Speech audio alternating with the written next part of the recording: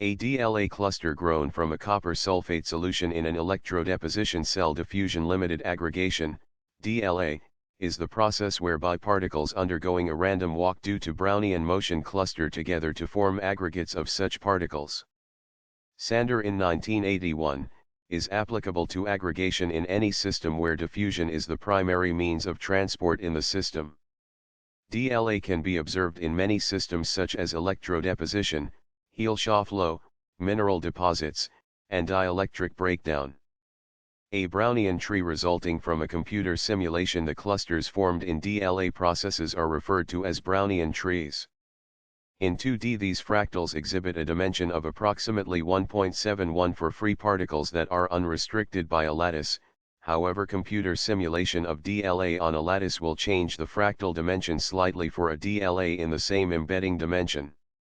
Some variations are also observed depending on the geometry of the growth, whether it be from a single point radially outward or from a plane or line, for example.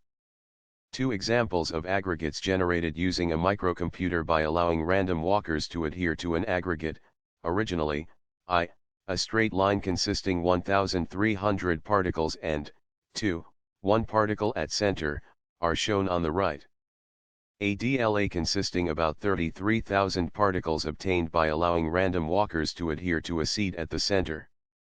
Computer simulation of DLA is one of the primary means of studying this model. Simulations can be done on a lattice of any desired geometry of embedding dimension.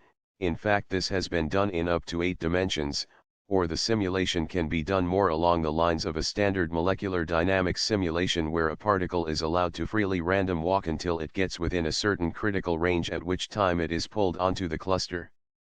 Of critical importance is that the number of particles undergoing Brownian motion in the system is kept very low so that only the diffusive nature of the system is present.